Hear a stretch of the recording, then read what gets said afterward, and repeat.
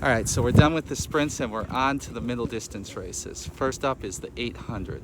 The 800 has a reputation, along with the 400-meter hurdles, of being one of the hardest races in track and field. And that's because even though it's considered a middle distance race, it's short enough that good runners can pretty much go all out for the whole race. You're talking a half-mile full-out sprint. It's not easy to do.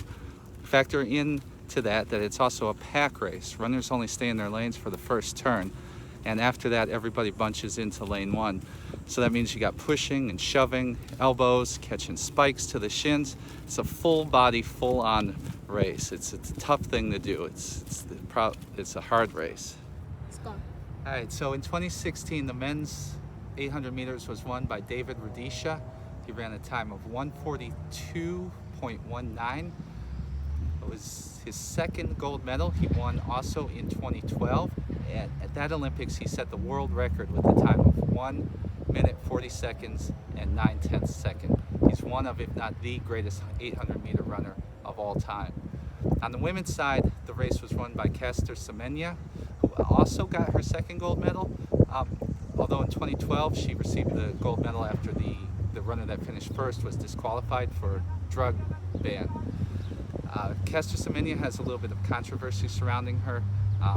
As far as I'm concerned, she's a legit runner. All the controversy is a combination of racism and sexism. She's a world champion. She's an Olympic champion. She's one of the greatest 800-meter runners of all time. The world record in the 800 meters, just like all the other women's records we've talked about so far, is considered untouchable. It's at 1 minute 53 seconds. All the women's world records that we've touched so far were set back in the 1980s. And pretty much any record in track and field that comes out of the 80s is a bit suspect. Performance-enhancing drug use was really common in the 80s. Testing for that drug use wasn't up to par. They couldn't catch the people that were using drugs, and that's why some of these records have stood for 35, 40 years, because they were on drugs and they can't go back and redo them. There was some talk from the International Track and Field Committee a few years ago of wiping out any record that was more than 20 years old and just starting fresh to try and eliminate that kind of drug era. They ended up not going through with it because there were some records, most notably Michael Powell's long jump record, that is that old and is considered legitimate. But track and field's not the only sport that's had to deal with this. Baseball's got its steroid era. Cycling has its Lance Armstrong EPO era. So everyone is just trying to move forward and hopefully have a clean sport as possible. Yep. All right, so here we go with the 800. My lifetime best in the 800 is around 2:15. I ran that my senior year of high school at the conference meet, and I finished absolutely dead last.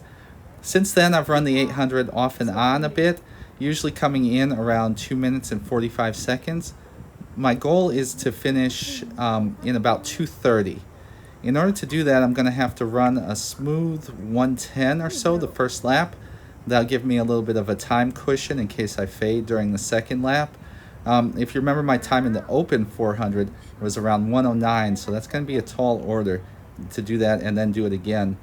See, my time through the first 200 meters is about 30 seconds. That's an aggressive pace. That's actually a 2-minute pace. It's going to be interesting to see how I'm able to hold that and keep going, how much I'm going to fade off of there. You can see the pace already dropping here a little bit. Trying to stay strong. The first lap is really about staying smooth, setting a good pace, setting a foundation for going forward. When you're running it with other people, it's about getting into position and figuring out what you're going to do for the second lap. Coming up to the end of the first lap here, looks like I'm right about on my pace. 1:11 for the first lap. That's almost exactly where I want to be. Now here, the key to the 800 is this third 200 meters. The first lap is pretty easy, and the last 200 meters you're kicking as hard as you can for home. But this third 200 meters is where the race really starts to feel long. And the thing about the 800 is it's not that long of a race. And so you have to continue to push through the pain, especially in this part of the race. If you slow down here or lose focus, the race will be over before you know it.